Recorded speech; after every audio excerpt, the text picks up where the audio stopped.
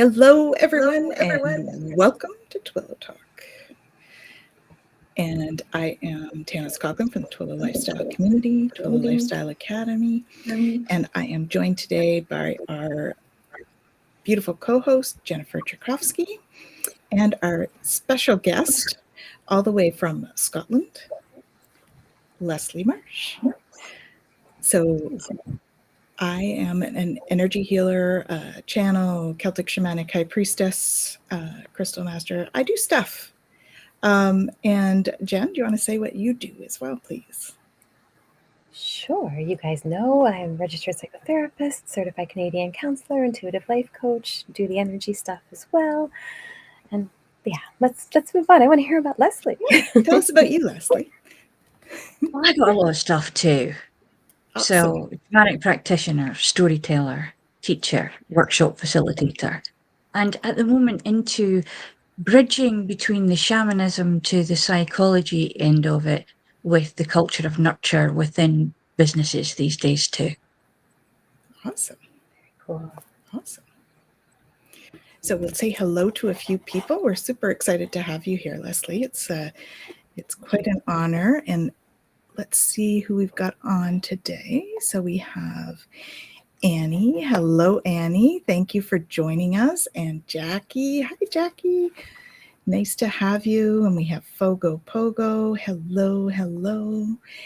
And we have one of our past and future guests, of course, Gerald. Hello, hello. And we have Jessica Lynn on. Hello, everyone. Nice to see you. We have a Facebook user saying hello. I don't have my Facebook up, so if you could please let us know who you are. You are likely in our community. Looks like it might be Angela, actually. So She's welcome. trying to come in incognito. She's in through the community page, the group, and so it shows up as Facebook user. So it's wonderful to have you all here. We have Jessica Lynn. I don't know if we said hello, but hello. So it's awesome to have you all here. Thank you for joining us.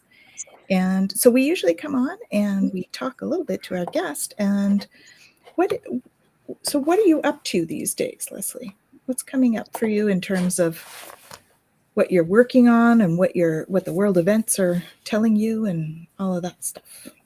One of my former clients, then student, has begun to collaborate with me on some different workshops that she's actually going on and doing for herself, and she's invited me along to help out. And so I'm looking forward to that. It's a fresh new way of seeing it through someone else's eyes. And I'm also recording stories, fairy tales, particularly in folklore, with a little bit of my twist on them. So Red Riding Hood, Through the Wolf's Eyes, and Three Bears. Actually, Goldilocks is not a child; she's a shape-shifting fox. Which is why she's in the wood on her own in the first place, because nobody in Victorian times seemed to figure out that was a strange thing to be. True. There you go. So, I'm writing a little bit. I'm getting myself ready for sewing. Yes. Particularly with some of the stuff that we sell, because I make little altar dressings and things like that. So we've got fallen apples and pumpkins and little brooms made of thyme brush. And so my husband is quite thankful I'm not there at the moment, because if I was, everything would be all scattered all over the place, and there'd be paints and oils and varnish and little bits of thyme coming in from the garden and all over the floor. So yeah, it's good that I'm not there at the moment. But yeah, coming around to this end of the season, with Mab On's just coming up, and then we have to be a little bit forward thinking. So Halloween, sewing, we're going for it. Awesome. Lots of fun. So we have another couple of people on. We'll just say hello. We have Gleaned on. hello, Gleneve, and we have Sharon who has posted your website. So thank you for that, Sharon. That is Leslie's website there that Thank you, Sharon. we have. You see a lot of pictures of Nepal in there. It's right here. There we go. Okay. And we do have a question, actually, which is it's interesting. Gleneve, what is the empath question? She's asking if she can ask an empath question. So we often will answer questions on this show, not so much, we're not like doing card readings or anything, but if there's a question about your spirituality or you have a question for any of us, please feel free to put them in the chat and we'll pop them up on the screen and have a little chat about the question. So in the meantime, Jen, what are our transits like for human design right now? Yeah, sure. So as of the 9th until the 15th, so we're kind of right in the middle of gate 47. So this is the gate of realizing. In the gene keys, we're looking at the idea of moving from the shadow of oppression to transmutation and transfiguration as the Siddhi, right? And the idea here is the ability to kind of pull the abstract pieces, right, together. And it's this ability to come to this place of the aha moment, right? The epiphany moment. The beautiful thing with this, though, and we talk about this a lot in the show, and I talk about this a lot with clients, is this is the place where we do the shadow work, right? The 47th gate, Richard Rudd talks a lot about this. It's like the magic mirror is how he refers to it, right? And he explains how it's in this place, this oppression place. I think the way he puts it is this idea of like, this is where the vast reservoir of darkness lurks, right? This kind of ancestral inheritance of karmas and all this other stuff that we have to work through, right? This is where it comes through and it allows us a place to process it out. The thing is that, and we've talked about this so many times, is we try to process it here. And this is not where we're meant to process it at all, right? And so we have all of these kind of random patterns. And I mean, Richard gets so much into it where he's talking about, like the genetic memory of it carried in the blood and this idea of like junk DNA, right? And the idea that it's so much so that we have to get into the alchemy of it, right? It's not about figuring it out.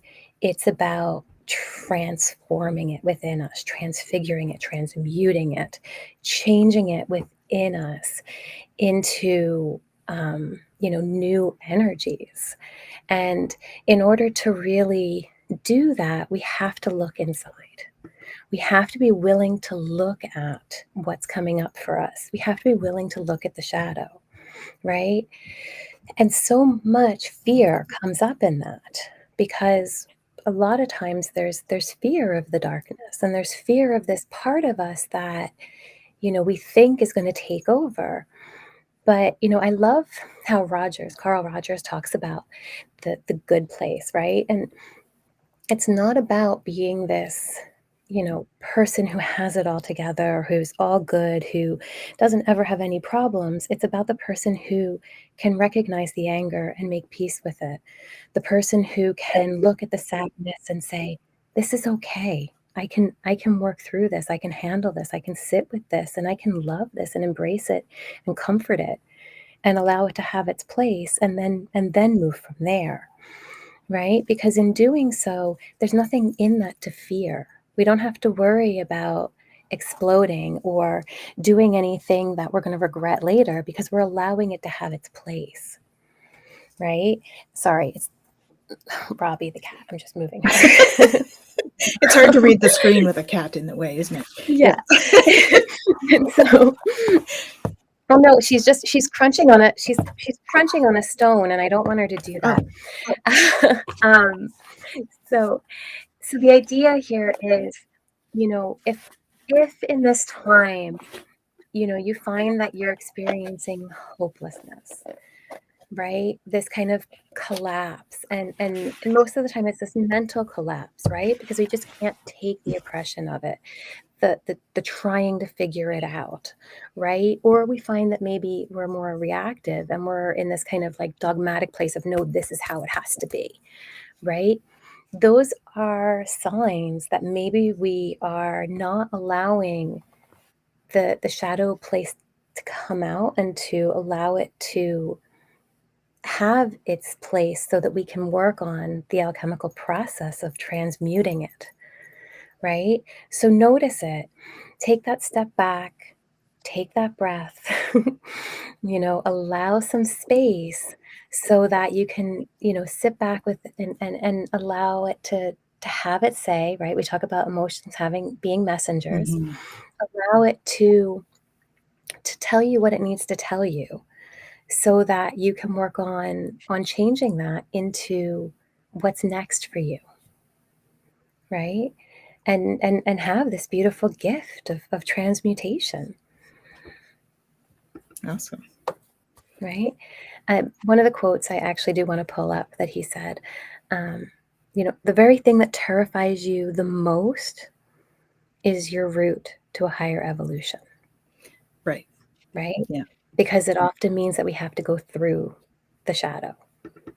But the shadow doesn't have to be a scary place. Yeah. The shadow work is really what helps to clear some of the old stuff so that we can move forward and, raise our vibration and move forward, right? And put ourselves out of, we have to go out of the comfort zone to Yeah. sort of make progress to where we're going. And so that's kind of, I think, what that is about, right? So for those of you that haven't worked with shadow work, I think that's how we do it. We go into those darker corners and we take a look at what's in there and we, excavate and alchemize. Go into the cave with only a candle, not a flashlight. Mm-hmm. Yep. But it's interesting though. When we put light onto something, we make bigger shadows.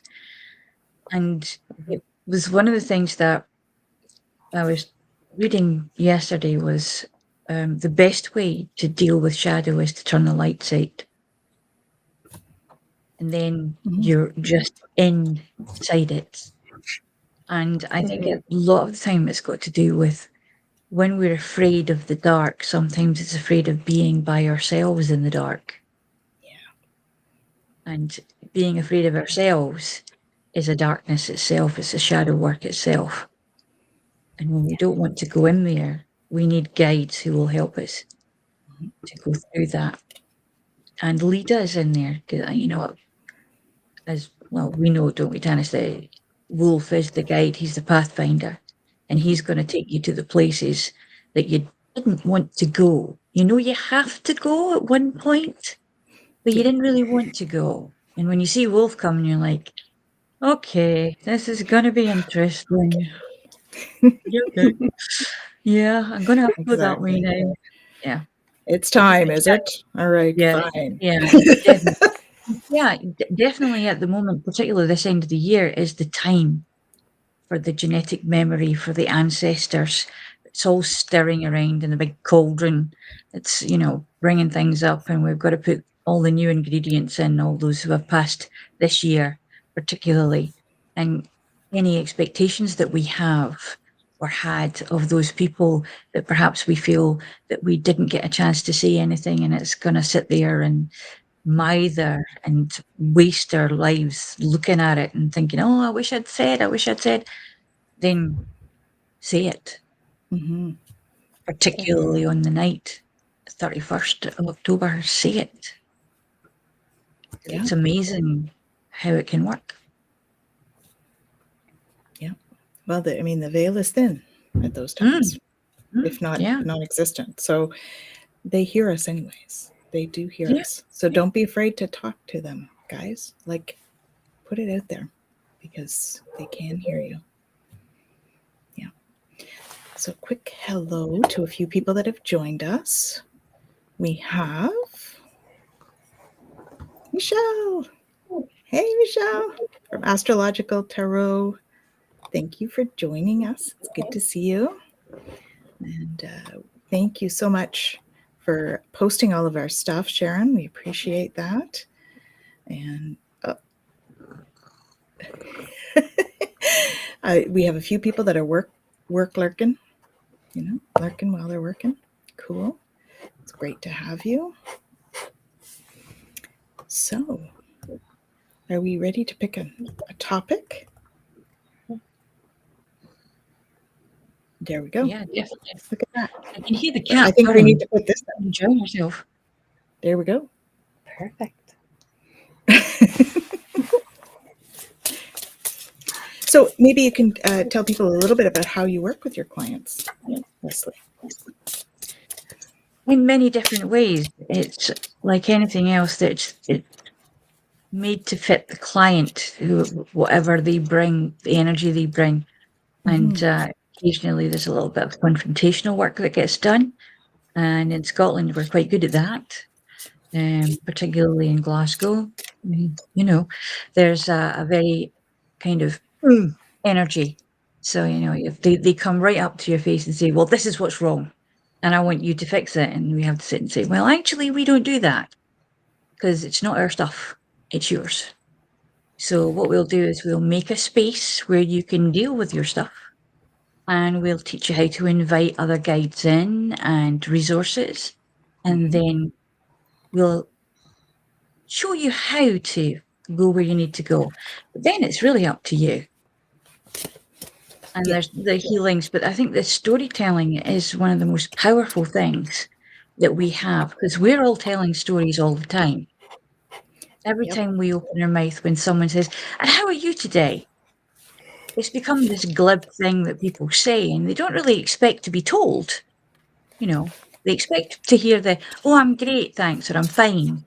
And then away. But if someone actually says, well, it's been like this and I'm feeling like this and it's just, and this is going on, and I'm sorry, what? I don't want to know that. Then why ask the question? Because somebody somewhere is going to pick it up. But what they're doing is, when they're telling you that story, is they're telling themselves as well. Mm-hmm. That's right. When they're saying, and you can see them doing it, and I watch very carefully, particularly in workshop situations, when they're going into trance, when they're going into that space in between, if their shoulders are stooped, if they're getting a little bit, where are they going? Which part, which energy, where is their attention going? Because that, of course, is where the energy is going to flow. Of course. So it's a lot about observation and listening to what they're telling, the words they're using, kind of feeding it back to them in a different way, but also telling a story that perhaps fits the bill and allowing them to understand. Telling a person a story when they're uptime trance like we are at the moment, sometimes it just goes, yeah, what do I want to listen to that for? I'd rather go and watch a soap. Yeah, because that's much more entertaining and it's an adult thing. Yep. Stories are for kids. Stories are not for kids. No, stories are for everyone. Everyone, yeah. And, from great grannies and Methuselahs to wee teeny things that have just been made, they're there. Animals tell each other stories. You can see that if you go into the dog playground part at the park, and you'll see the dogs coming up and telling their stories to each other. Yep. Actually, I joke with people when the dogs are out and they're doing their business and peeing everywhere, and I say to people, basically, they're doing their social media, and he's just commenting on a thread. That's awesome. And the other part, maybe they're trolling a bit. Depends on how enthusiastic they get. However, but you hear a lot of purrs, Jen. Yeah. The categories, because they tell a really good story. They are fantastic. She's telling her story too. She really is. They love it. Psychological warfare. You cannot beat a cat for that. They truly are the past masters at psychological warfare. Indeed. So we do have a question, ladies. Shall we put that up and see what you think? Okay. So we have a question from Gleaned. I feel like I cry months before someone dies. Is that normal? Yeah, it's Well, I probably think normal yeah. for the empath. It depends on what's normal for them. Yeah, it really depends on the person, you know, because we all have different sensitivities. So, and are you aware that you're crying for that person when you're crying? That would be my other question for you, Gleaned. Because we often will pick up on stuff that's not even ours. And so it could be that you're picking up on things that aren't even yours that are coming up for you, right? We've had quite a week this week with the earthquake over in Morocco. And so there's a lot of sort of heaviness in the energies today and yesterday about all of that. Not until recently when my dog died. Oh, we're so sorry for your loss. So you knew that your dog was going to pass and you cried about it before it happened? Is that what you're bringing forward, Gleaned? Yes, and Fogo Pogo says yes. We've also had it's 9/11 today as well. Yeah. Yeah. I'm sorry to hear about your dog passing. I know, you know, when we lose anyone we love, it's always a really hard time. When it comes to, you know, the empathic connection, you know, I do agree, you know, it's different for each of us, and how it comes through is going to be, you know, unique for each of us. Some of the important things is, you know, recognizing what are we picking up, right? And so if you've noticed that this is a pattern for you, right, at the time that you're picking it up, do you know what you're picking up? Do you know what's, you know, coming through for you? Can you, you know, realize that this is it? Or is it, you know, only once something happens you realize, oh, that's, you know, what I was emotional about at that time? And it's not that one way is better than the other either, right? Sometimes we don't know why we're going through something, and it's only after that we realize, oh, right, that's what the connection was.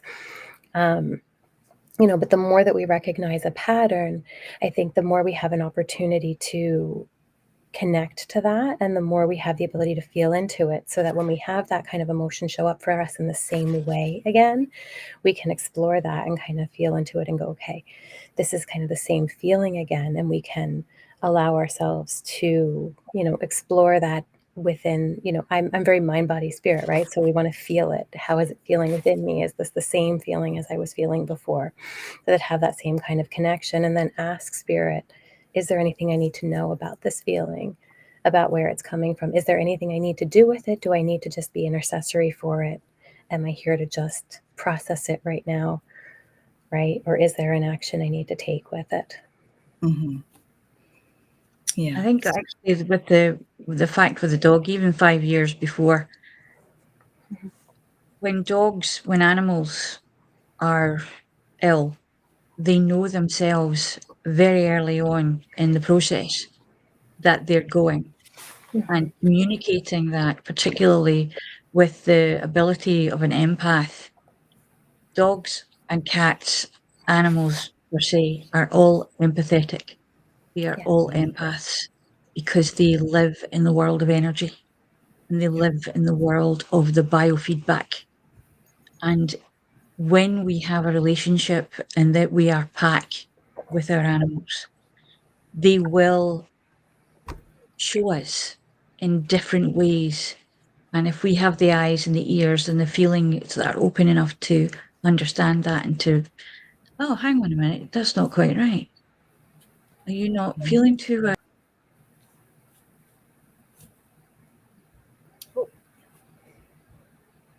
Looks like perhaps she. early? Oh, there we go. Okay. You froze for a moment. Ah, So yeah,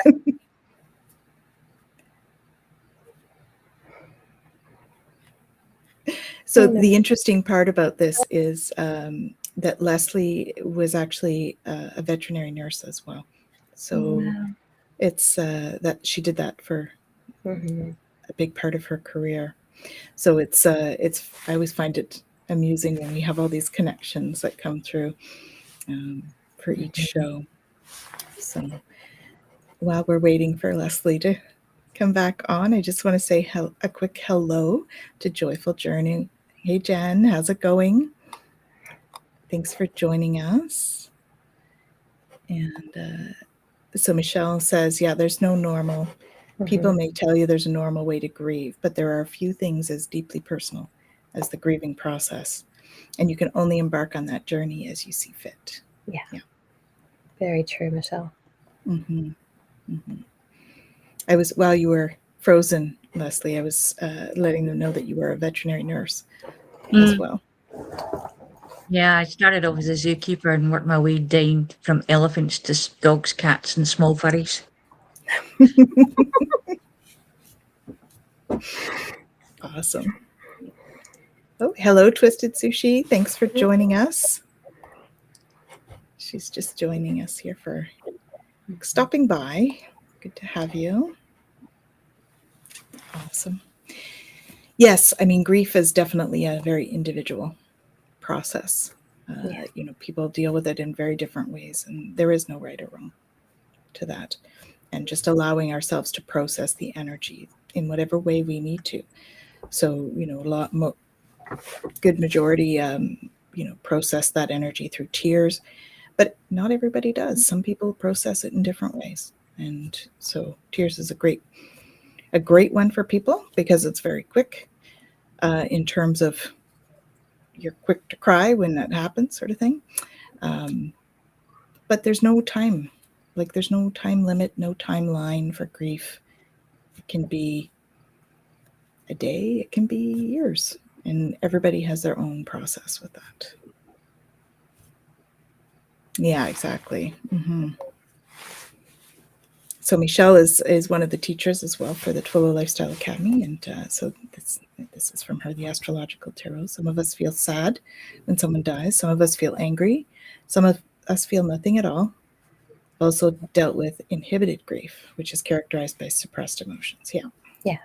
And sometimes there's a whole plethora of emotions that are all happening all at the same time.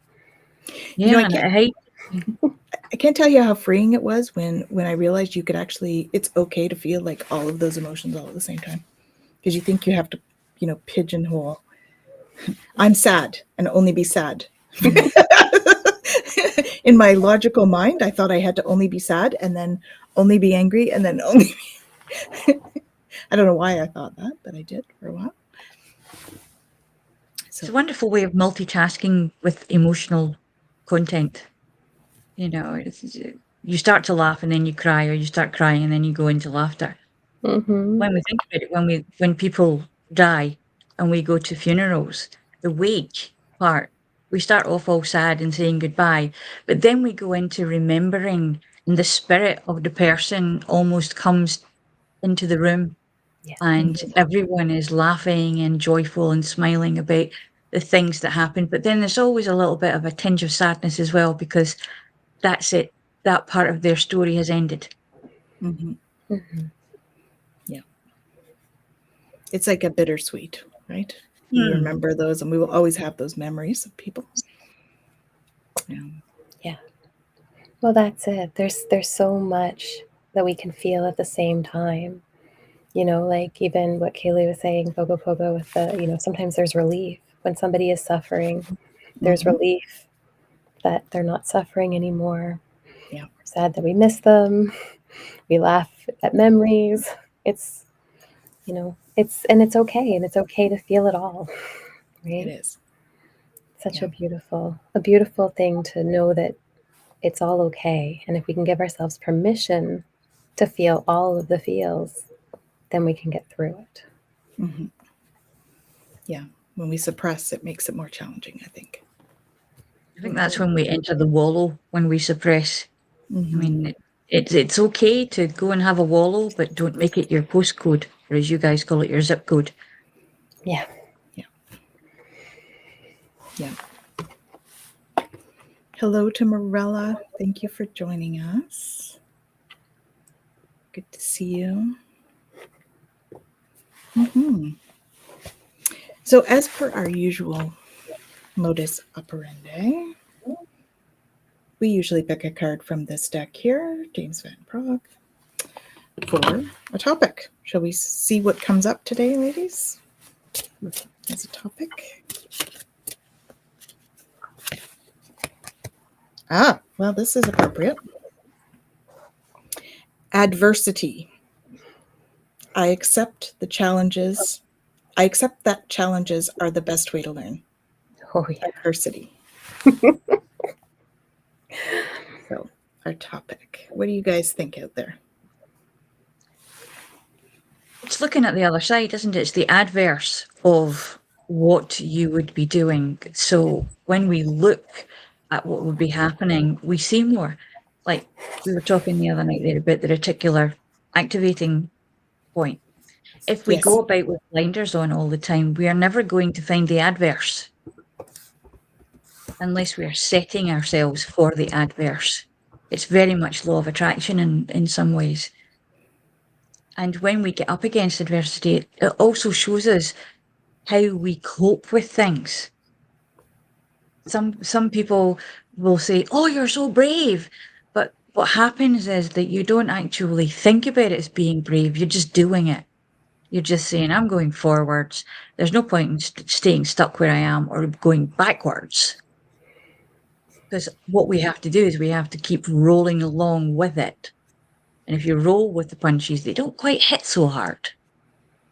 Mm-hmm.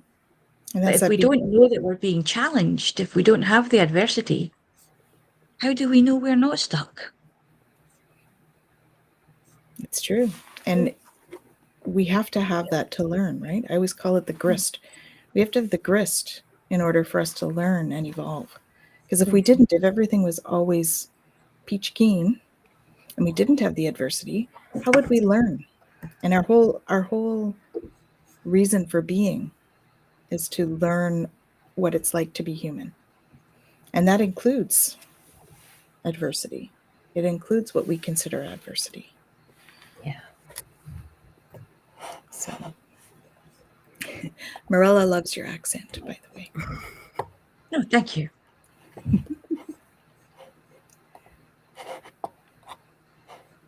Awesome. It's been toned down just a bit. And Annie says, I have a lot of resistance towards challenges, and most of my lives have been scared of trying. Mm-hmm. So is that what one of your lessons is this time then? I was just thinking that. I was also just noticing scared. If you were slightly dyslexic, it could be sacred. This is true. So how can we make scared into sacred for you, Amy? How do you make that transition? Hello, Thomas.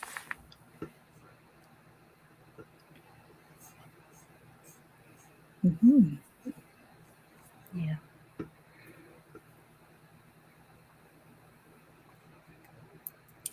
So I think that, adversity is a natural part of being human because we do have to have that, right? Oh, she says thank you. She hadn't seen it like that. When you look at adversity, it's a case of if no one ever challenged your opinion or your belief, how would you have any? Because until someone questions, we don't know about our beliefs and values really until someone steps on them. And suddenly we come alive to the idea of, I don't like that. I don't want to know that. Did you do that for? And it's suddenly, but before, it maybe never came up. And the only reason that we actually discover how we can become less adverse to things is to be confronted by them and to understand that we're going to come up against that. But our amygdala in there is going, danger, danger, warning, warning, adversity, coming out at you. Hide. So basically, you don't want to do that because, if you hide all the time, you miss a lot. And some of that adversity is actually going to knock your head. Yeah. Yeah. It's interesting. Like, we think about adversity, and it's this, we always go to this kind of like, hostile opposition, right? This idea of like misfortune or hardship, and we have this kind of negative connotation that immediately comes up when we think about it, and yet nothing changes without it. Mm-hmm. Ever, right?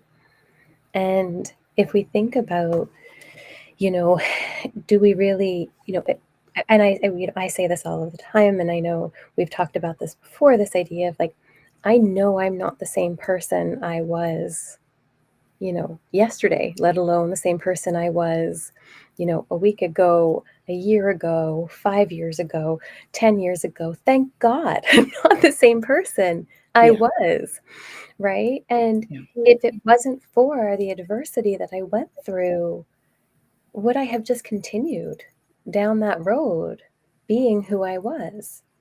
Yeah. Right? And so when I look at the adversity in my life, it was the very thing that was necessary to allow me to change course, to steer in these different directions, and to, as Leslie was saying, decide who I want to be and where I want to go.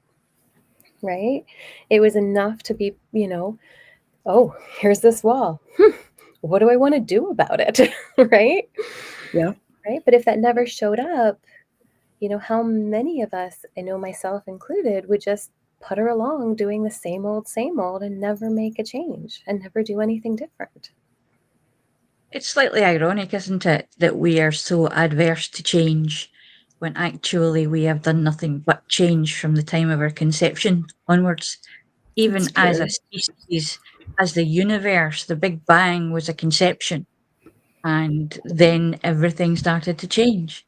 And each day, every millisecond, there was a change and a change and a change until suddenly we came and suddenly we put the brakes on and said, no, we don't want to change anymore. We want to just be what we are now because that makes us happy. But it's like saying to someone, you're going to go onto a desert island, you can take one food with you that you absolutely love, one book, and one piece of music. How long do we think it would take to get really, really fed up of those things and crave something else? Absolutely. And and depending on your human design, it might be faster than some others. I get bored easily. Yeah. My husband always gets worried when I get bored. Yes, because then we go and make change. We make change happen so that we don't get bored. Yeah. We had some nice comments Well, here and about that's it. community as well in terms of adversity. Makes it not so scary. And as soon as you have a group come together, it becomes sacred. And isn't that an effective way for us to deal with adversity, is as a group, as a team? Annie says, yes, it's wonderful. Morella, community is so helpful. Absolutely. And a big hello to Teresa. Hello, thank you for joining us. Absolutely. Community does help, right? We spread because really we are very community-based beings. We want to be in community. We want to be, it helps somehow if we have people that are feeling the same way or that are experiencing the same things. I mean, that's where support groups and stuff have their strength, is in the community of it all. Yeah. Depending on how we are, whether we're pack or we're herd animals. The adversity of the pack animal against the herd animal is what guides the herd animal to wherever it's going. And sometimes that chaos is a case of it's scary, we don't really like it, but we're going to end up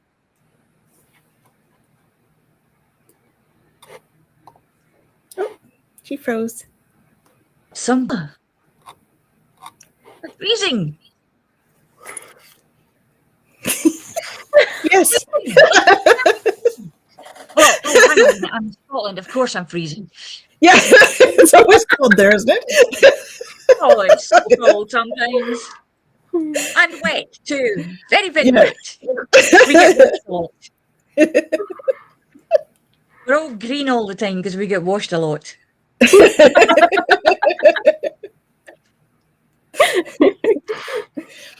Absolutely. That's it though, right? Like when we talk about community and all of that, and this idea of adversity, and you think about, the ability of what community can do when faced with adversity, right? And how we've had,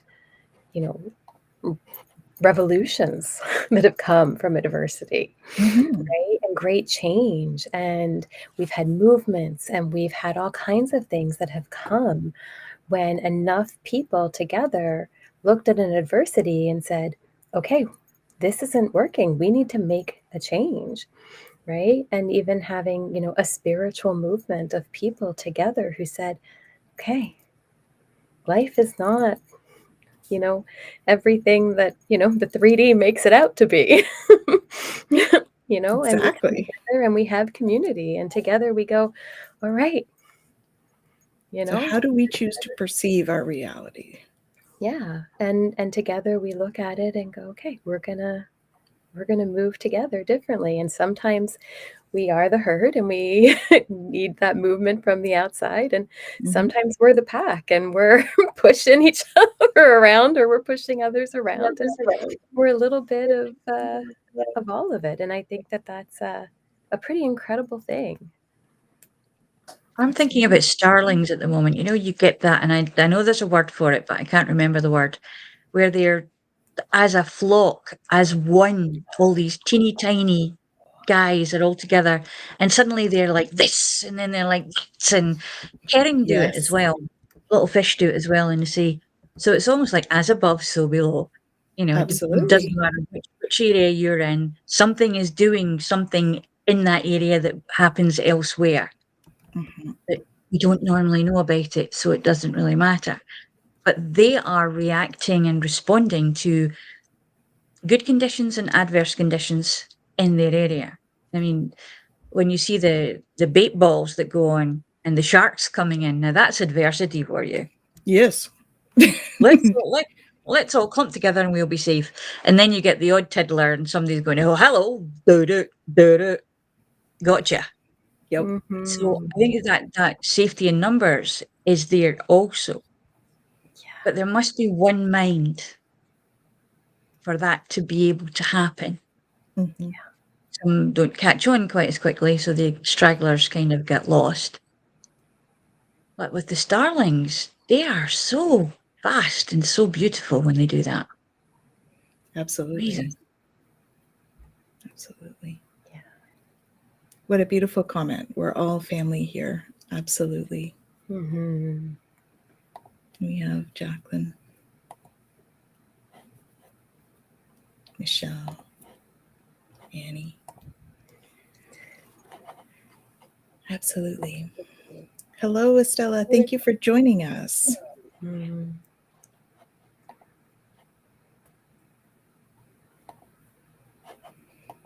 Yeah, nature has a beautiful way of dealing with it in their own ways, right?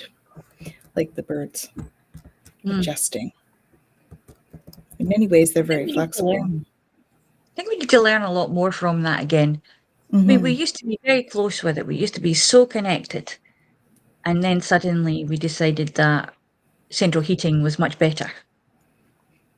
That the god of central heating. Well, you live in Scotland. It's probably helpful. The central heating piece. Oh, and she froze. Doesn't work. Oh, we missed that. Sorry. Oh,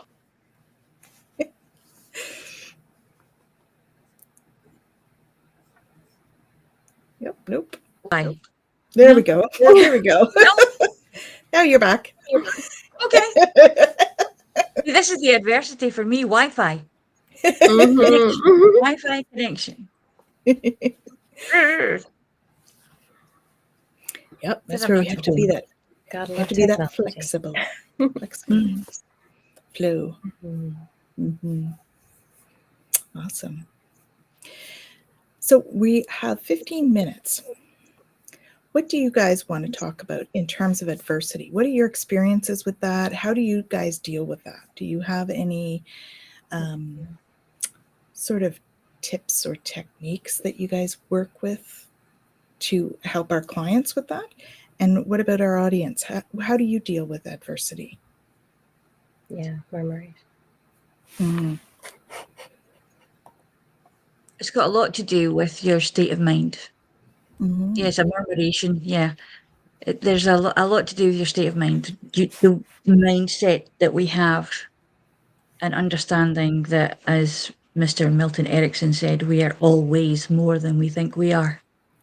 And I think if we can remember that we are built to survive, and not just to survive, but to thrive even in the harshest of situations, Mm-hmm. then we can learn to trust ourselves to get through it. Yeah. And how much of it is our, because you talk about mindset. I mean, I think that sometimes it's our mindset and how much adversity we've gone through, how change skilled we are, how skilled we are with change or with the adversity. And is adversity just a mindset about change? I'm not entirely sure that it's just about the mindset for one actual thing. There's an overall situation where we have the energy. I mean, spiritually, our souls are sitting there and they have a lot to say if we listen. Our universal minds has got it all planned. It's all up there. It's whether or not our conscious mind will let that drive the bus, whether the conscious mind will get out of the driving seat. And all the potty training that we had when we were children. You can't do that. You'll hurt. Don't fall. Don't do that. Oh, that's very naughty. You can't do that. Yes. You know, and this is the stuff where we have to actually say, why? Why can I not do that? What if I did that? And what if I do skin my knees? Or what if the dog bites me? What if this happens? What's the other? I'll never do it again, Mm-hmm. you know? Or maybe I'll think to myself, that was just one bad dog. They're not always going to be like that. We just lump things in together sometimes. This idea that the generalization, because we can't tend to cope with making differentiation between things. It's like, oh, this one belongs to that team, this one belongs to that team, and neither the twain shall meet. And yet it's the individuals within them, like the individual starlings, it's they know the moves and they choose to make the move the way that it's done. And that's the mindset of choice. And I think that that's what we have to remember. Even although we have been potty trained, it doesn't mean that we're always on a potty. We have evolved as we get older to do it differently, but still achieve the same results. Indeed. We get rid of stuff we don't need. Yeah. Definitely. Absolutely. It's that reprogramming, relearning how to deal with things, right? As we go through. Yeah. Mm-hmm. So Morella says, when I get into my rabbit hole, which is what she calls it, I try to call a friend or keep busy, get out in the backyard, or catch alive, be with the spiritual family. Definitely. Yeah. Very much like Leslie, I talk often with clients about reprogramming, right? The mind has its patterns and it's not always programmed to serve us. And so we have to notice them and, work on figuring out what does serve and what we can let go of. And the beautiful thing with that is, we can also learn that I think sometimes when we get stuck in something, especially adversity, we feel like it's forever, right? When we feel like when something is not going well or whatever it comes up for us, we feel like this is it. This is all there is. And we have to remember that, everything in this life is temporal. Everything ebbs, everything flows, right? And so two quotes actually from Rumi came to mind for me. And the one is about hardship, which, like adversity, right, is this idea of hardship may dishearten at first, but every hardship passes away. All despair is followed by hope, and all darkness is followed by sunshine, right? Nothing that we're dealing with is forever. The feelings, they stay with us as long as we hold on to them, right? But if we allow them to flow, just like the clouds in the sky, they're ever changing. So if we can allow ourselves to just be in flow with what is going on around us, then we're okay. We can feel the feels, and then the feels can go, and we can feel the next set of feels. And they may come back, and that's okay. And if things are really, really bad, or if things are feeling like there's just nothing left, I'm just feeling so overwhelmed with it, this is where the other quote comes in. If everything around you seems dark, look again. You may be the light. Right? Yeah, that's and this is where we have to go in. Mm-hmm. Right? When everything else around us seems like that's it, I just can't anymore. It's too much. We got to go inside and go, okay, this is where I have to connect. I have to go right to source. I have to go right to that higher self. I have to go into me and go, my light has to be enough. Right here, right now, how do I connect with that to get me through to the next step? And if I can do that, I can find the strength to get through this, right? And that might tell you, go connect with community. That might tell you, sit in the darkness and stay here for a little while, right? That's going to be different for each of us, and it's going to be different with every situation. But we allow ourselves to be in the moment, and in that moment, if we can truly sit in it, we can figure out what to do. And we know that we're going to be able to get through it. For the most part, all seeds begin in the dark. They have to be in the dark and go deep, deep down into the darkest of dark to start to germinate, to be nourished by the dark, and then to seek the sun, because the light warms the earth and makes the germination actually start to rise. And this also happens with our psyches, with our ways of being.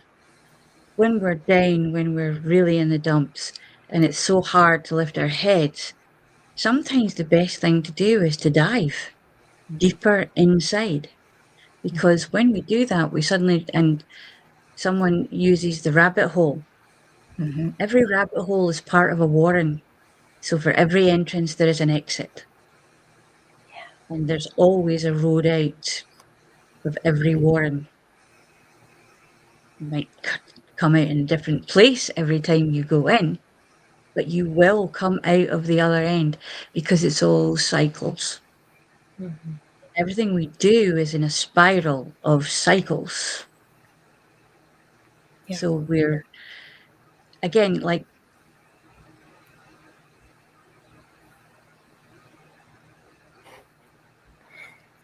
kind of one way of feeling all the time. Mm-hmm. Did I freeze again? You did. Yeah. We hang on your words, Leslie. I'm not hearing what you have to say. It's just in that moment you go, oh no.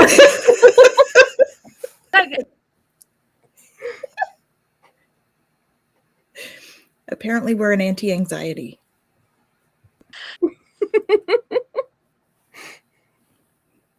Kaylee turns on Twillow Talk just to listen. Nice. I love it. Mm-hmm. Aw. Marilla says, powerful words, ladies. Mhm. Absolutely. I love Mm-hmm. it. I love Leslie's example of the plant Yeah. and the seed starting in the darkness. And it's beautiful. I don't know if any of you are gardeners. My partner, bless his heart, is like, he loves plants and to grow from seed. And one of the beautiful things that I've come to learn is that most all seeds, when they come out, they don't, it's not the tip of the plant that pushes its way out. They almost always come out bent, and then they straighten up, which is beautiful too, because they come out protected, right? That most vulnerable part that is going to then blossom is protected when they come out, right? And then they straighten and then they grow and open. So again, it's, to what Leslie was saying, you froze again on us. Jen was complimenting your I was example of the complimenting plant and then elaborating. how much I loved it. I can hear you. It's just, Oh no.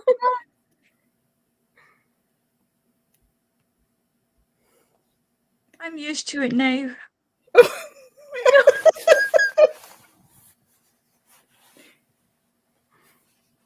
And now we have a delay. Oh, I'm on satellite delay now. Okay. They always said I was slow. Here we call it being at the coo's tail.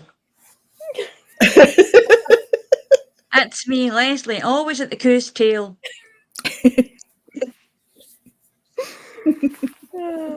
That's another story, though. Mm. So we have another user that's in and saying hello. We have hello, beautiful. This is Monica. We have Max. Ola, thank you for joining us. And we have Liz joining us from Cozumel. Hello, hello. Yeah, awesome.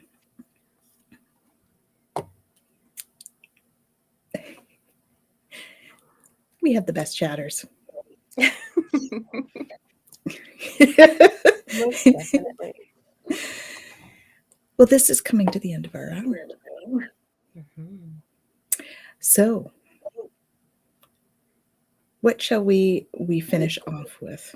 Final thoughts about adversity or grief? That's the other topic we talked about today. They both sort of flow into each other. Leslie? I think one of the things about adversity is how adverse we are with ourselves, and we're taught to be. Now, the thing with the seed also, when you think of a dandelion seed, it spends a lot of time growing down the way and rooting itself deep inside. And this is like all those being nurtured by all those, you're so bad, you're no use, you can't do this, what's the point in you? And these are all the things that these roots are being fed. And then when the flower comes up, what happens is it becomes this little ball of these seeds that we can then out to everyone else. The same litany. You're no good. You can't do that. How dare you think that you are this? How dare you think you can be this? And I think that the other thing that we need to remember about it is adversely, when we look at dandelions, the roots make great coffee and the heads make great marmalade and they're good for bees. This is a good thing. So everything has a good side. There's always some useful part, even to a weed. Absolutely. Mm-hmm. Just as all situations Mm. have all sides. Jen, final thoughts? Well, adversity, grief, all of these things. I think that, as we said through the show, and as Leslie was saying too, it's really about our perception of them more than anything else that determines our level of suffering with them. So if we can look at our perception of what's happening, and we can allow ourselves to take that step back, right? I loved how Leslie was talking earlier about the stories that we tell. Mm. If we can notice the stories that we're telling ourselves, and also understand that every time we tell a story, whether it's a story about our experience or a story about what we think about ourselves, it's like we're casting a spell. Yeah. Right? In that moment, we are putting that energy out there. And if we are telling a story about something that is negative, if there's negative self-talk in there, if we're talking about not being able to manage, not being able to get over, not being able to deal, that's the energy that we're putting into that story, and that's the energy we're putting into ourselves, and the energy that we're putting into the universe. Is that really what we want to be doing? Right? So notice our perceptions of things. Notice the way that we're telling our stories. Are they serving us? Is that really what we want to be putting out there? Is there another way that we could be telling these stories? Can we be empowering ourselves? Can we recognize the adversity and still empower ourselves with our story? Can we recognize the grief and honor it, but still empower ourselves to move through it? Beautifully said. And we need to make sure that we are honoring it as well and acknowledging it, but in a way that can move us forward. So I thank you all for joining us today for this awesome show. We were so thrilled to have you today, Leslie. Thank you so much for joining us. It was such an honor to have you. Mm-hmm. And we're so pleased. So we will bid you all farewell. We hope that you have a wonderful week. Please join Michelle and I on Wednesday, 7 Eastern, for our show. And we have open mic on Friday at 7 with Ramsey Cheedy and I. And what have you got going on this week? Do you have any podcasts or anything happening for you, Leslie? She may have. Oh, there we are. Check out the conversation with therapists on yours. That's one that I'm often on. That's one of Leslie's. Anything else that you'd like to let people know about, Leslie? Basically, when you're freezing, just wait a while. You'll warm up again. There we go. Technical issues. Basically, just be kind to yourself. Mm-hmm. And if you're giving yourself a hard time and you catch yourself saying, well, that was a stupid thing to do, then, was it? Or is Maybe it just not. something that you don't want to do again? Did we learn? Yeah. Awesome. Have an awesome week, everyone. And we wish you a wonderful evening wherever you are. And we hope to see you next week. Sending you lots of love, everyone. Thank you. Bye.